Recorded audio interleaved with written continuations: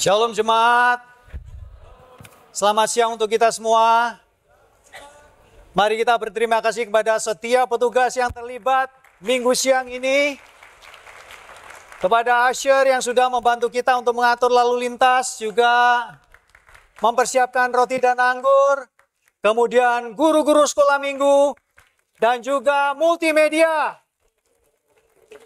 yang sudah menyiapkan segala sesuatu supaya kita bisa membaca ayat-ayat dengan tenang dan semangat. Dan tak lupa juga kepada tim Song Ministry yang sudah mempersiapkan hati kita ya, untuk kita bisa mendengarkan firman Tuhan. Jemaat yang dikasih Tuhan, apa kabar? Ada yang bilang luar biasa, ada yang cuman senyum aja ya. Ada yang bingung, gua mesti jawab apa ya? Tapi beginilah ya, kita bersyukur kita adalah jemaat yang memiliki Tuhan yang dahsyat. Tuhan yang senantiasa mau terlibat di dalam kehidupan kita. Ya, Tuhan yang bahkan memberikan firman-Nya supaya apa? Supaya kita bisa bertahan menghadapi situasi yang sulit. Ini adalah Tuhan kita. Ya, jadi apapun yang terjadi, saya berharap kita semua bisa semangat menghadapi masalah-masalah yang ada. Saya tahu nggak mudah, tetapi saya percaya firman Tuhan sanggup memberikan kita kekuatan. Amin. Siap mendengarkan firman Tuhan? Mari kita berdoa. Bapak, terima kasih untuk siang hari ini Tuhan. Kami bersyukur kami punya Allah yang dahsyat. Allah yang senantiasa peduli di dalam kehidupan kami. Selalu pengen ada di dalam kami, memimpin, menyertai, memotivasi, menginspirasi kami semua untuk kami terus berjalan mengikuti Engkau ya Tuhan. Karena kami tahu Tuhan, waktu-waktu yang akan kami hadapi bukan waktu-waktu yang mudah. Kami menghadapi begitu banyak pergumulan. Kami menghadapi begitu banyak ujian. Tetapi lewat itu semua ya Tuhan, Engkau mendewasakan kami. Engkau memberikan kami kekuatan yang baru untuk kami boleh terus bertumbuh semakin hari, semakin mirip dengan Engkau. Terima kasih ya Tuhan untuk semua kebaikan-Mu. Di dalam nama Tuhan kami Yesus Kristus, kami semua sudah berdoa dan mengucap syukur. Amin. Ini adalah minggu yang keempat. Kita menggunakan tema Let Them Hear, yang diambil dari buku Wahyu 13, ayatnya yang ke-9. Barang siapa bertelinga, hendaklah ia mendengar. Whoever has ears, let them hear. Mendengar apa? Mendengar satu pesan penting yang Tuhan berikan kepada Rasul Yohanes. Saya mau mengawali khotbah saya dengan sebuah cerita. Sebuah cerita yang terjadi ya, berpuluh-puluh tahun yang lalu. Tepatnya sekitar tahun 94 Masehi. Ya. Waktu itu Rasul Yohanes yang waktu itu umurnya sekitar 80 tahun, sedang mungkin seperti ini. Dia berkhotbah, dia menginjil, dia memberitakan kabar baik, dia encourage orang. Untuk apa? Untuk mereka bisa mengenal Tuhan. Ya. Tetapi waktu dia melakukan hal ini di Efesus, yang saat itu adalah negara jajahan daripada Romawi, kemungkinan besar ada kroninya Kaisar Domitian yang mungkin diutus untuk dengerin. Ya, ini ada orang berkhotbah, menginjil, dia menjelaskan tentang Tuhan. Ya, sedangkan kita tahu Domitianus saat itu dia memproklamirkan dirinya sebagai Tuhan. Dia mengaku bahwa dia adalah Allah dan setiap orang harus mengakui itu. Saya membayangkan sewaktu Yohanes sedang melakukan tugasnya dengan semangat, walaupun sudah 80 tahun, mulai ada yang kasih info ke Domitian. Tuh ada tuh, kakek-kakek 80 tahun, bilang dia mau dia cerita tentang Tuhan, yang menciptakan alam semesta dan segala macamnya. Wah, dia bilang, wah, ini menantang saya nih. Seperti juga Herodes, Domitianus, dia merasa ini nggak benar. Saya mau jadikan si kakek 80 tahun ini pelajaran buat yang lain. Kalau kamu lihat saya, kamu seperti lihat Tuhan. Wah. Akhirnya dia perintahkan anak buahnya, siapkan kuali. Isi minyak, bukan air, minyak. Ini si ingkong, rebus. Waduh. Saya dengarnya aja, saya berasa ini kaisar memang sangat kejam. Kalau kita ngelihat orang tua umur 80 tahun, udah dibiarin aja lah, nggak usah susah-susah, ya kan? Dia akan segera check out. Tetapi ini enggak. Mau direbus. Dia pikir dia mau kasih peringatan. Tapi ternyata dia melihat bahwa Yohanes nggak masalah. Emang cuma segini doang, nggak ada yang lebih hangat lagi. Mungkin dia begitu ya. Si Domitian bingung, ini gimana ini? Direbus aja nggak mempan. Sakti ini orang. Oke deh. Karena dia memiliki begitu banyak pulau, ya. Jadi Domitian ini, Kaisar Domitian, dia punya beberapa pulau yang dia gunakan untuk membuang para tawanan, tahanan politik dan segala macam untuk bekerja, ya, di tambang batu bara. Jadi dia pikir, wah, kirim deh dia ke sana. Kita kirim dia ke Patmos. Patmos itu jaraknya sekitar 110 km dari Efesus. Ya, bukan pulau yang besar. Dari barat ke timur sekitar 12 sekian kilometer. Dari timur ke barat cuman sekitar 10 sekian, ya, 34 km persegi. Tidak terlalu besar, tapi sangat indah. Ya, dikirim ke sana antara 1-2 tahun, ya, dia berada di sana kerja paksa. Tega benar ini memang Domitian ini, ya. Si Yohanes mulai worry, dia mulai khawatir. Kan kita nggak tahu, waktu dia diambil kemudian diasingkan ke Patmos, dibuang ke sana, apakah dia sudah mempersiapkan jemaatnya dengan baik? Belum tentu. Bisa jadi jemaat ini nggak siap. Jemaat itu ada di dalam pikirannya dia. Dia bilang, saya percaya dia pasti berdoa.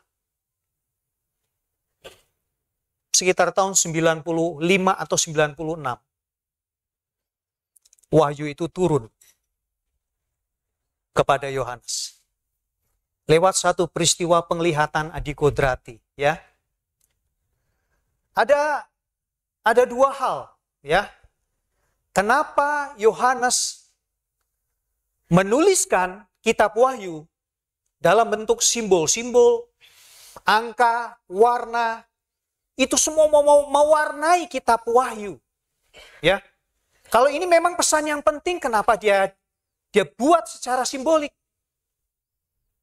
Ada dua pendapat. Pendapat yang pertama, ada kemungkinan dia berusaha untuk menyamarkan pesan penting di dalam buku Wahyu dari Domitian. Domitian namanya ada di sana, cuman tidak ditulis namanya, tetapi dalam bentuk simbol. Dia berharap ketika surat ini beredar kepada jemaat-jemaat yang dia bimbing, ini tidak sampai membahayakan jemaatnya. Surat ini bisa terus dibaca untuk menjadi kekuatan buat jemaat Tuhan di jemaat-jemaat kecil ini. Kemungkinan kedua, kenapa pesan Yohanes berupa simbol? Kemungkinan kedua ialah karena ini adalah satu penglihatan yang sifatnya profetik, yang sifatnya adikodrati. Sangat tidak mudah untuk menyampaikan penglihatan dari surga, kemudian diterjemahkan di dalam bahasa yang mudah. Itu nggak gampang. Apalagi ada begitu banyak peristiwa yang terjadi. Saya nggak ngerti apa yang dia lihat. Ada yang bilang mungkin seperti film. Ya mungkin saja. Tetapi yang jelas itu tidak mudah. Tetapi apapun itu, saya berharap ini tidak mengurangi semangat kita untuk kita bisa belajar kitab Wahyu dengan lebih dalam. Amin. Nah, ini saya melihat Yohanes tidak serta-merta mentah-mentah memberikan kepada kita sesuatu yang sulit untuk kita pahami. Dia memberikan kisi-kisi, ya. Kisi-kisinya itu apa? Kita baca ya. Wahyu 13 ayat 18. Yang penting di sini ialah hikmat. Barang siapa yang bijaksana, baiklah ia menghitung bilangan binatang itu. Karena bilangan itu adalah bilangan seorang manusia. Dan bilangannya ialah 666. Sebenarnya Yohanes sedang berbicara tentang Nero. Ya, buat kita Nero, ya Nero. Tetapi buat bangsa Yahudi, angka 666, ya, kemudian dikaitkan dengan kaisar yang berkuasa, mereka udah langsung tahu. Jadi bukan hal yang sulit untuk orang Ibrani, untuk dia bisa mengetahui, karena ada korelasi antara nama dan angka. Ya, Wahyu 17 ayat 9. Yang penting di sini ialah akal yang mengandung hikmat. Ketujuh kepala itu adalah 7 gunung yang di atasnya perempuan itu duduk. Nah, 7 gunung ini berbicara tentang Roma. Oke? Ini adalah sesuatu hal yang Yohanes sampaikan, tetapi dia sangat yakin jemaatnya tahu apa isi pesannya.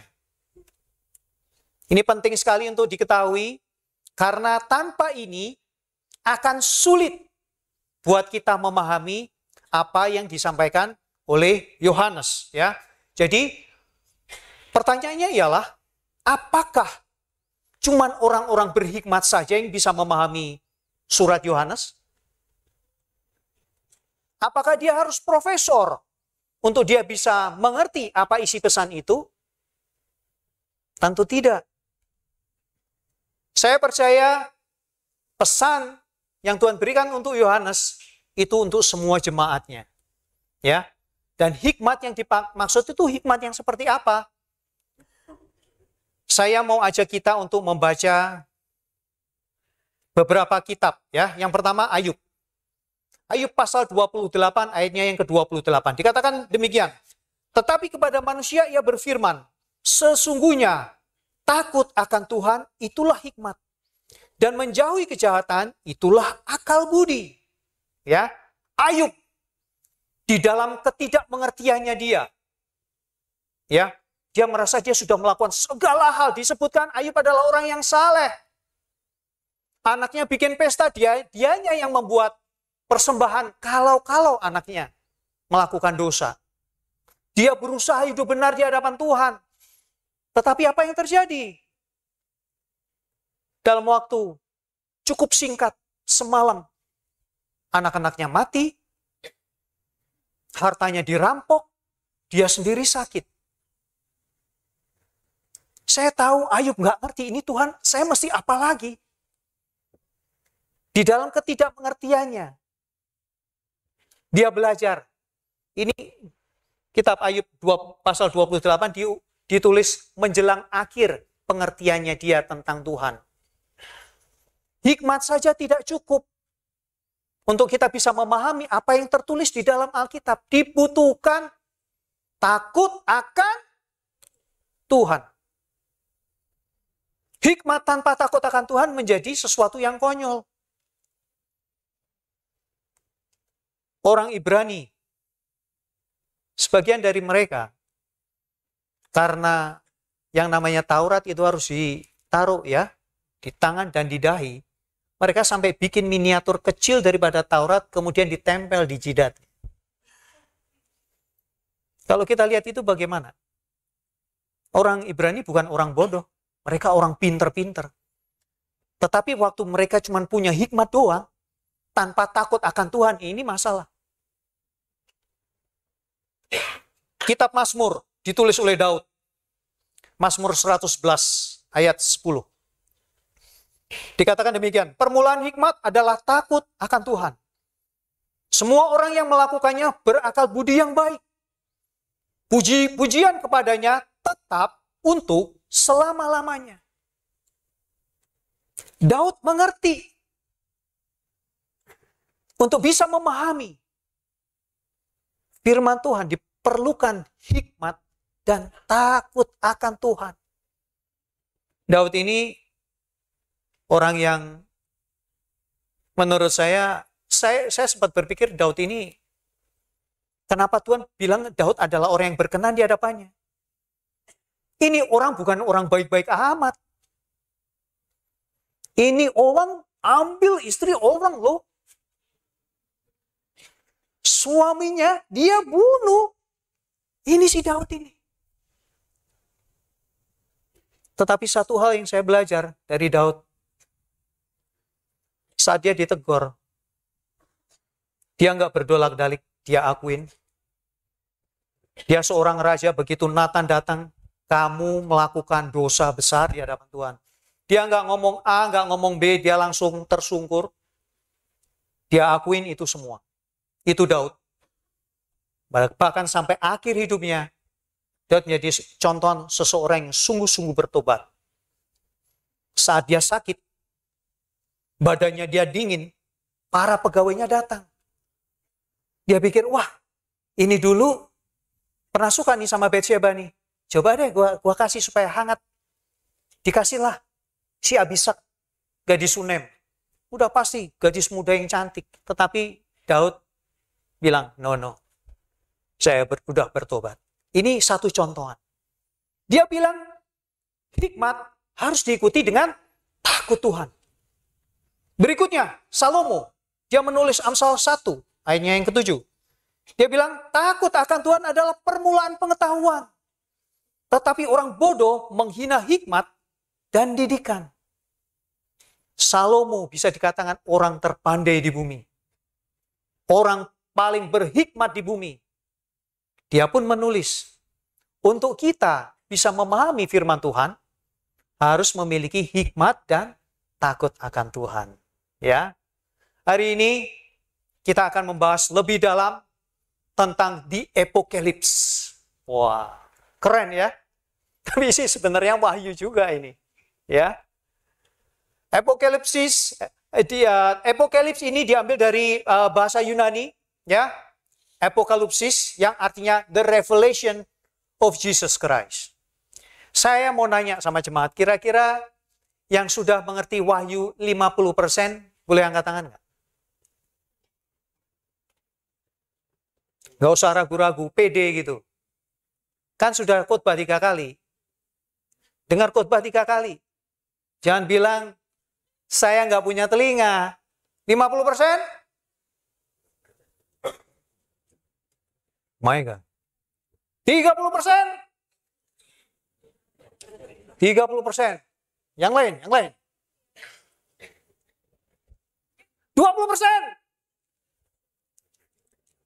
10%. Tuhan tolong. Wah, 10%. Oke. Ya udah, nggak apa-apa. Saya berdoa. Setelah hari ini kan yang keempat nih. Berarti yang terakhir loh. Ya. Tolong diperhatikan, ya. Sebenarnya kalau Anda punya hikmat dan takut akan Tuhan, hari ini Anda akan tahu kitab Wahyu. Amin. Nggak usah yang jerimet, ya. Wah, ini nih. Nggak usah.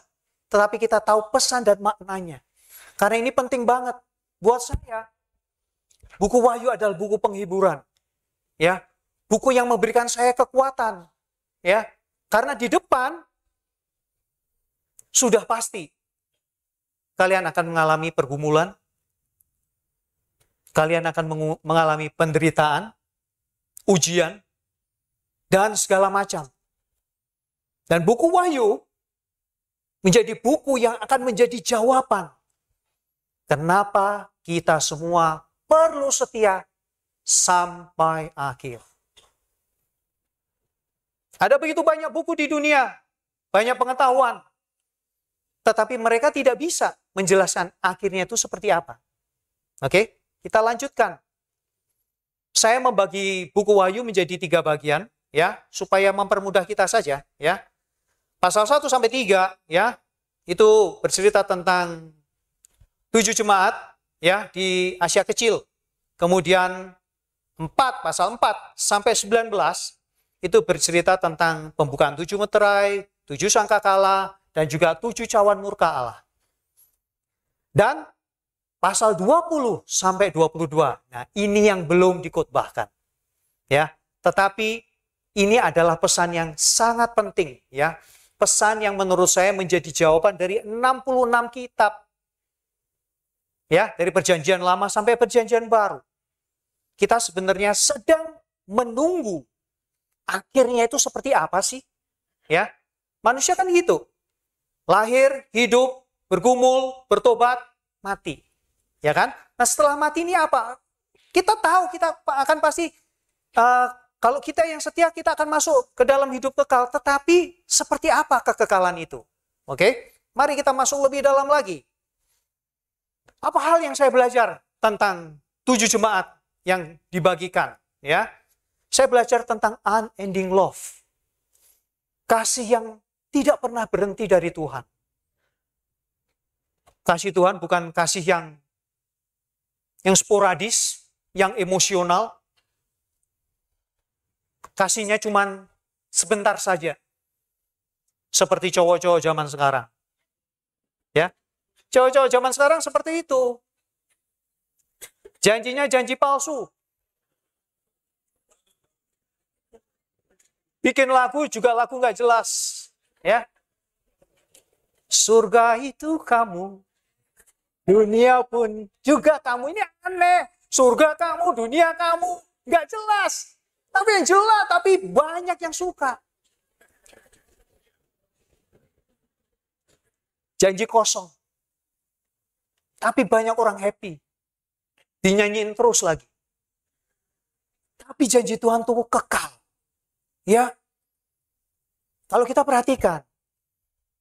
Waktu Tuhan menyampaikan pada Yohanes tentang 7 jemaat. Entah dari Efesus, Smyrna, Pergamus, Tiatira, ya, Sardis, Philadelphia, Laodikia.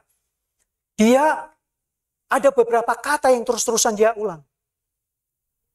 Aku tahu kesusahanmu. Aku tahu pekerjaanmu. Aku tahu di mana kau berada. Tuhan sedang berbicara sama jemaatnya. Kamu sedang apapun aku tahu. Kalau kamu sedang memberitakan Injil, kemudian orang buang muka, cari orang lain aja deh. Gak usah sok suci. Kemudian kamu dengar itu, kamu merasa sedih, Tuhan tahu. Waktu kamu ngajar seseorang untuk belajar Alkitab, janji jam 7,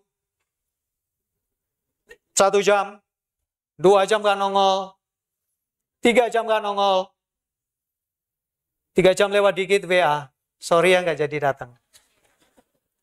What do you feel? Lain kali, gak usah hubungi saya. Belajar aja sana sendiri. Enggak, saya percaya murid Yesus enggak gitu.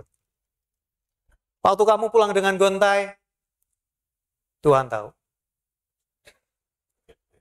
Waktu kamu sedang berjuang, kantor kamu suruh kamu bikin 2 buku ya. Kalau tukang pajak datang kasih yang A, tapi rahasia kita buku B. Oke?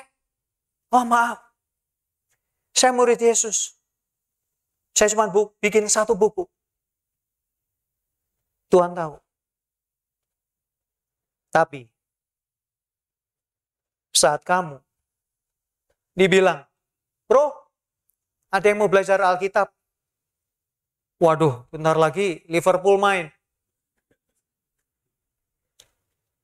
Prioritas beda.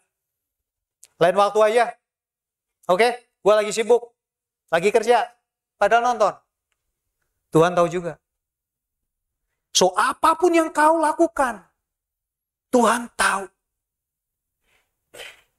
Oke? Bahkan di situ juga ditulis, ya, di dalam kitab itu. Barang siapa bertelinga, hendaklah ia mendengar. Setelah apa? Setelah Tuhan kasih peringatan. Setelah Tuhan kasih kekuatan, aku tahu perjuangan kamu, tetapi, ada tetapi. Ini merupakan koreksi dari Tuhan. Supaya apa? Supaya jemaat Tuhan terus bertumbuh, makin hari makin mirip Dia. Bukan semakin drop. Ya. Tidak itu saja, Tuhan juga memberikan janji hidup kekal. Makanya Tuhan bilang, barang siapa menang. Coba deh kalian baca. Di dalam buku kepada ketujuh jemaat, semuanya ada kata-kata 3 itu. Aku tahu. Barang siapa bertelinga, hendaklah dia mendengar. Barang siapa menang. Tuhan juga kasih satu janji yang tidak akan lekang oleh waktu. Amin. Hal yang kedua yang saya belajar dari pasal 4 sampai 19 ialah unforgiving sin. Sebenarnya pembukaan meterai,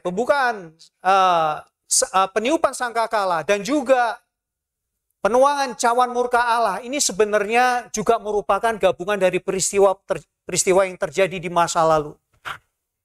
Salah satunya ialah apa yang terjadi di Mesir. Ketika Fir'aun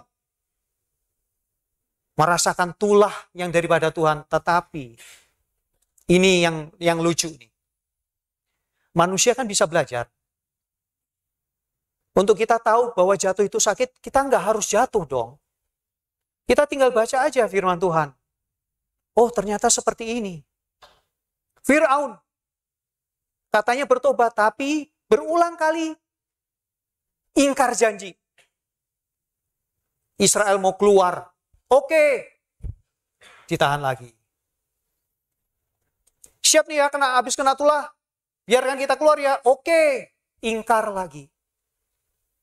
Dosa yang dilakukan terus-menerus akhirnya membuat seseorang memiliki unforgiving sin. Tuhan bilang, udah, selesai.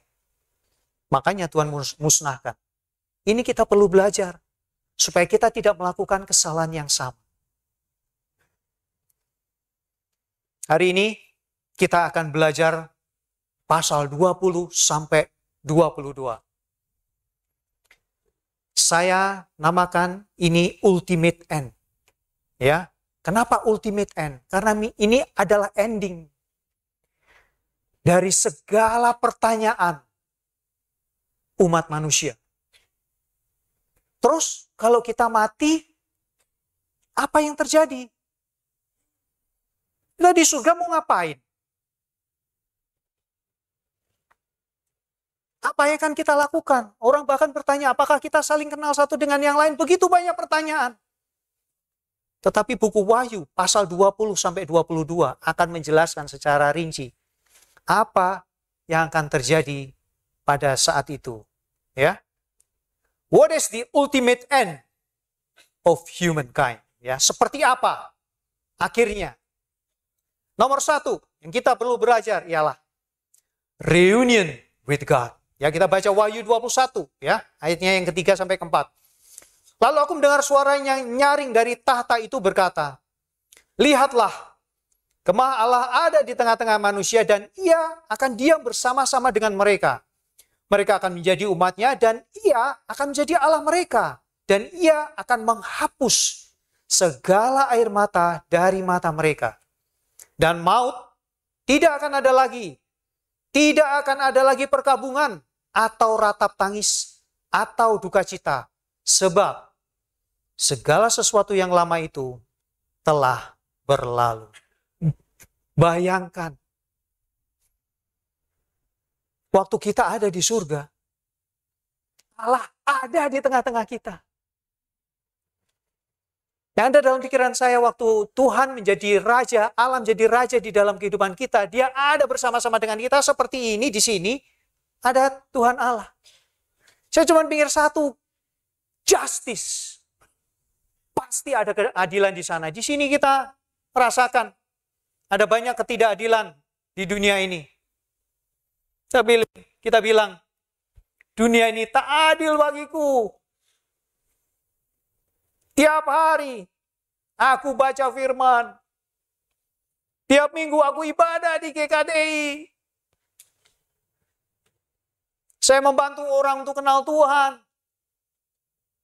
Tapi kenapa saya diperlakukan seperti ini? Hidup saya juga nggak hebat-hebat amat. Tapi saya lihat orang yang nggak kenal Tuhan. Tubuhnya gemuk. Ya. Bukan body shame, maksudnya gemuk itu artinya dia kelimpahan segalanya. Pergi ke luar negeri aja pakai jet pribadi. Luar biasa. Pagi-pagi pengen croissant. Per. Wah, pernya dia maksud per itu pilot ya. Prancis nih, Prancis. Berangkat. Luar biasa. Kita melihat dunia ini nggak adil. Sudah antri panjang 50 orang. Tinggal satu orang di depan dipotong. Ya udahlah, nggak apa-apa. Giliran kita. Balik, tiket habis. Nggak adil. Hidup ini nggak adil. Akhirnya kita sakit hati. Tidak dibereskan. Rugi sendiri akhirnya. Ya. Apa yang terjadi kemudian? Tidak ada air mata. Kalau tidak ada air mata kan berarti kan tidak ada kesedihan. Orang yang berada di surga adalah orang yang cinta Tuhan. Kalau nggak cinta Tuhan, nggak akan ada di surga. Tidak ada lagi kematian. Saya paling sedih kalau datang ke ibadah penghiburan. Banyak air mata. Nggak mudah. Don't worry. Kalau kita nanti satu saat sampai di surga, tidak akan ada lagi kematian. Semuanya dalam kondisi sehat. Ya. Kakek-kakek, nenek-nenek, ya. Sebelum memuji Tuhan lari-lari, ya. Sudut ke sudut. Muter-muter nari, ya. Kamu ngapain? Oh iya. Kita nunggu waktu memuji dan memuliakan nama Tuhan. Ya. Itu kan yang kita kerjakan di surga. Kerjaan kita memuji dan memuliakan nama Bapa kita, Tuhan kita. Kan ada dong waktu luangnya. Nah ini, karena badannya sehat, lari-lari, gak karuan, lompat-lompat, luar biasa. Tuhan akan menjadi Bapa kita. Wahyu 21 ayatnya yang ke-7. Barang siapa menang, ia akan memperoleh semuanya ini dan aku akan menjadi Allahnya. Dan ia akan menjadi anakku. Luar biasa banget. Reunian kita dengan Tuhan. Belum ada kan yang pernah lihat Tuhan? Iya. Kalau ada, ngeri saya. Oke. Wahyu 7, 16-17. Mereka tidak akan menderita lapar dan dahaga lagi. Dan matahari atau panas terik tidak akan menimpa mereka lagi. Sebab anak domba yang di tengah-tengah tata itu akan mengembalakan mereka dan akan menuntun mereka ke mata air kehidupan. Dan Allah akan menghapus segala air mata dari mata mereka. Wow. Gak perlu makan. Ya, gak perlu minum. Ruangannya sejuk. Gak perlu mikir bayar PLN. Gak perlu bayar listrik. Karena Tuhan ada di tengah kita. Ini satu tempat yang luar biasa. Saya mau ajak kita juga untuk baca buku Mazmur. Ya. Mazmur 23 ayat 1-3 dikatakan, Tuhan adalah gembalaku, takkan kekurangan aku. Ia membaringkan aku di padang yang berumput hijau. Ia membimbing aku ke air yang tenang. Ia menyegarkan jiwaku. Ia menuntun aku di jalan yang benar. Oleh karena namanya. Daud lewat satu hubungan yang dekat dengan Tuhan, dia bisa melihat sesuatu yang berada di masa depan. Apa yang Daud katakan? itu juga tertulis di kitab Wahyu. Artinya apa? Artinya mereka memiliki satu pemandangan yang sama tentang satu tanah air surgawi yang luar biasa. Jadi pastikan ya. Jadi orang percaya ini menjadi tujuan akhir kita. Ini kita dapat jawaban. Kamu melihat Wahyu, kamu dikasih tahu. Kita dapat spill-nya nanti. Ya. Di dalam kekekalan, ya. Jadi satu tempat yang tidak ada air mata. Jadi satu tempat tidak ada tangis dan tidak ada kematian. Oke? Para brothers, nggak usah berpikir. Nanti ada bidadari, nggak usah. Nggak ada. Ya. Tidak ada kawin mengawinkan, nggak ada di sana. Tetapi kita di sana hidup kudus bersama Tuhan. Amin. Hal yang kedua, apa yang terjadi di ultimate end itu? Repentance required. Wahyu 21 ayat 8. Tetapi orang-orang penakut, orang-orang yang tidak percaya, orang-orang keji, orang-orang pembunuh, orang-orang sundal, tukang-tukang sihir, penyembah-penyembah berhala, dan semua pendusta, mereka akan mendapat bagian mereka di dalam lautan yang menyala-nyala oleh api dan belerang. Inilah kematian yang kedua. Saya percaya sebagai seorang yang cinta Tuhan, Anda bukan seorang pembunuh, ya. Mungkin ada, tetapi nggak banyak. Saya percaya sini nggak ada, ya. Orang-orang keji seperti Domitian nggak ada di sana. Masa kakek-kakek 80 tahun direbus? Ini kan kurang kerjaan, ya. Tukang sihir ada di sini. Ya. Bukan sulap, bukan sihir. Boom. Ya, keyboardnya Jordan hilang. Nggak ada. Tapi ada satu hal yang saya mau sampaikan. Bagaimana dengan dosa-dosa yang tidak terlalu di-highlights? Dosa-dosa yang tidak terlalu populer. Contoh, penakut.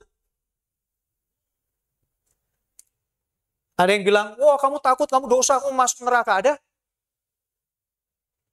Jarang banget orang ngomong seperti itu. Maksudnya takut apa? Kalau kamu mulai takut memberitakan firman Tuhan,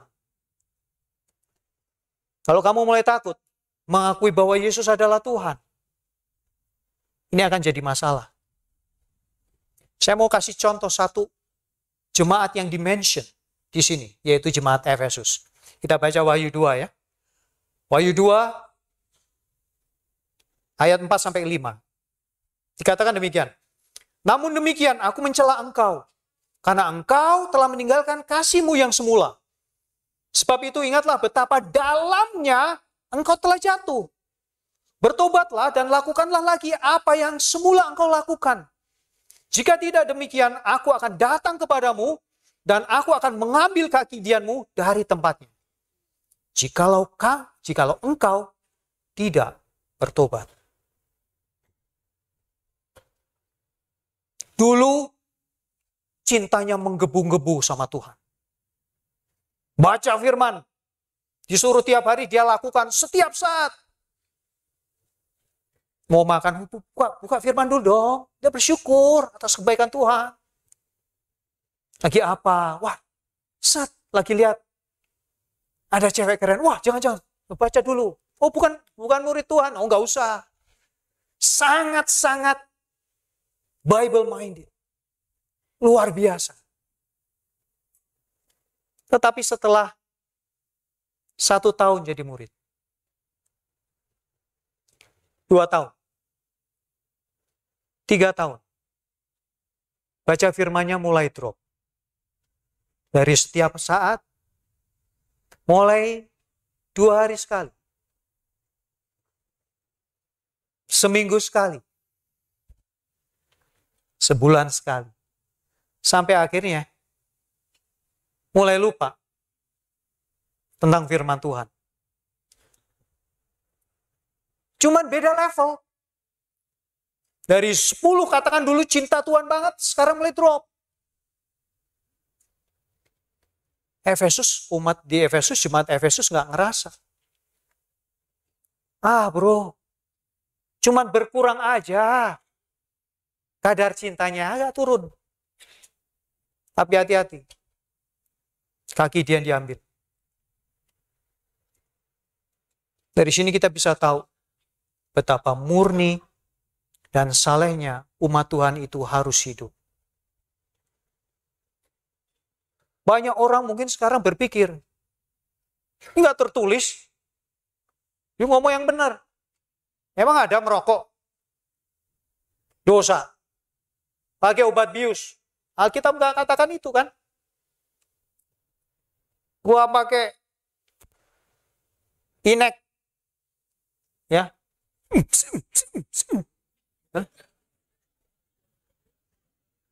Mana ada di sini?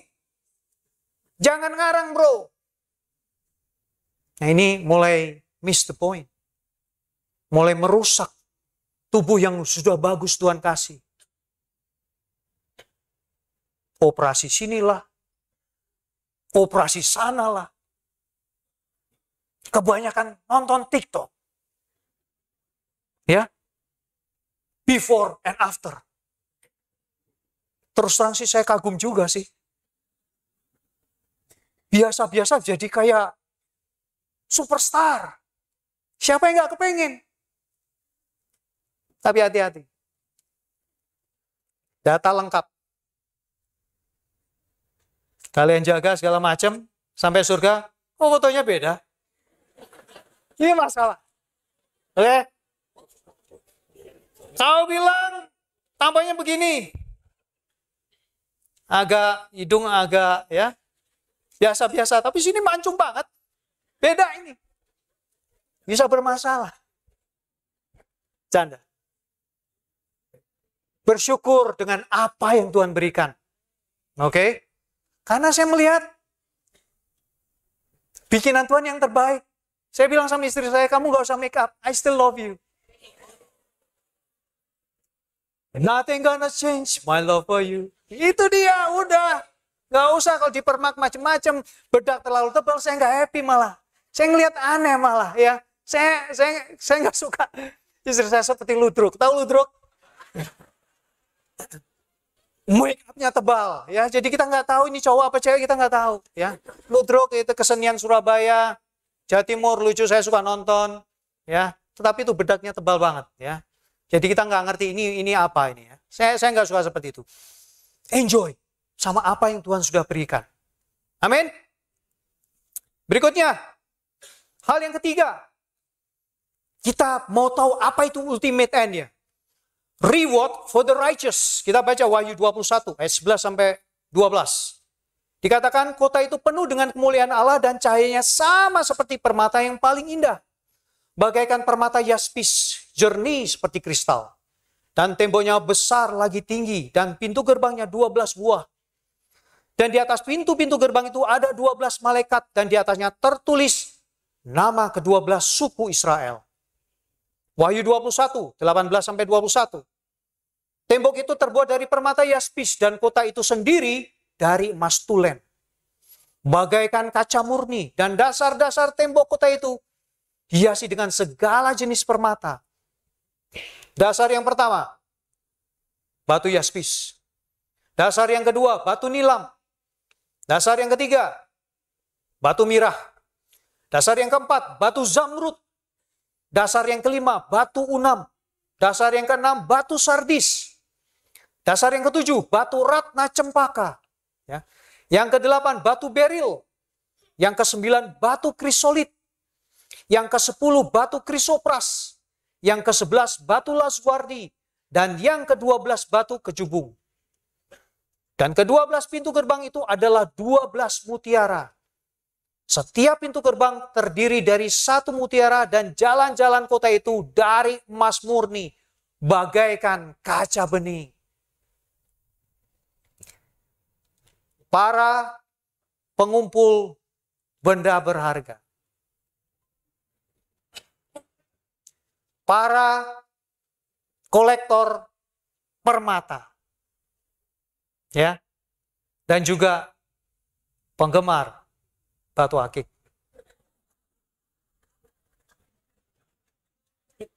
Nanti di surga, kalian jangan kalap ya. Jangan pikir kalian mau bawa karung, ya, bawa segala macam untuk ngumpulin ya. Karena di sana emas yang saat ini ada di safe deposit box, ada berceceran di jalanan. Bro ngapain? Lagi ngumpulin emas, lagi ngumpulin batu permata. Ya bro, banyak di sana. Malu sendiri nanti. Oke? Surga, emas yang di sini berharga menjadi tidak ada artinya. Ini menandakan bahwa ada value yang jauh lebih besar dari apa yang kita anggap berharga di dunia ini. So pastikan di saat-saat terakhir nanti kita melihat Tuhan akan memberikan reward, satu tempat yang luar biasa buat orang-orang yang hidup benar di hadapan Tuhan. Hal yang kedua, ya, reward for the righteous. Kita baca Filipi. Saudara-saudara, aku sendiri tidak menganggap bahwa aku telah menangkapnya, tetapi ini yang kulakukan. Aku melupakan apa yang telah di belakangku dan mengarahkan diri kepada apa yang ada di hadapanku. Dan berlari-lari kepada tujuan untuk memperoleh hadiah, yaitu panggilan surgawi dari Allah dalam Kristus Yesus. Inilah manusia. Manusia, kalau tidak diiming-iming sesuatu, emang mau bergerak? Ada yang mau ikut Tuhan, tidak mendapatkan apa-apa, ada? Aduh Tuhan, aku ikut Engkau dah. Aku nggak masuk surga, nggak apa-apa. Ada? Semua pasti mau masuk surga, saya sama. Nggak usah ragu-ragu. Nah Tuhan kasih itu, Tuhan ngerti. Paulus pun sama. Dia mengharapkan satu hadiah, yaitu panggilan surgawi. Tapi untuk memperolehnya, kita nggak bisa lenggang kangkung. Kita harus fight. Dia bilang berlari. Kalau kamu melakukan segala sesuatu untuk Tuhan, lakukan yang terbaik. Berikan waktu yang terbaik. Untuk beritakan kebaikan Tuhan. Kepada saudara kamu, tetangga kamu yang tiap hari suka ngomel-ngomel, ya, teman-teman kantor kamu, larilah begitu rupa. Kalau bahasa sekarang, gaspol, oke? Buat Tuhan, gaspol. Jangan kasih kendor, sikat terus. Kenapa? Ya karena ini reward yang akan menanti. Ada satu hal yang saya semangat banget melihat gambaran tentang surga. Wahyu 22 ayat 3-4. Dikatakan demikian, maka tidak akan ada lagi laknat. Tahta Allah dan tahta Anak Domba akan ada di dalamnya, dan hamba-hambanya akan beribadah kepadanya. Dan mereka akan melihat wajahnya, dan namanya akan tertulis di dahi mereka. Luar biasa banget. Di surga, kita akan melihat wajah Tuhan. Sekitar 42-43 tahun yang lalu, ada seorang anak kecil yang punya kebiasaan. Setelah dia mandi sore, dia langsung keluar. Dia lari ke halaman belakang rumahnya. Kemudian dia ambil posisi, dia memandang ke langit. Dia lihat bintang, bulan, planet-planet berkelap-kelip. Dia bisa tahan berjam-jam. Anak ini bukan seseorang yang suka baca Alkitab, dia nggak kenal Tuhan. Dia nggak tahu siapa itu Tuhan. Di dalam pikirannya dia cuma mikir, luar biasa banget ini. Bintang-bintang yang ada. Yang ada dalam pikirannya ialah, adakah yang membuatnya? Di dalam hati kecilnya dia bilang, kalau ada yang menciptakan, aku pengen kenal, aku kepengin melihat wajahnya satu saat nanti. Berapa puluh tahun kemudian, anak kecil ini tumbuh, dan saat ini dia berdiri di depan kalian.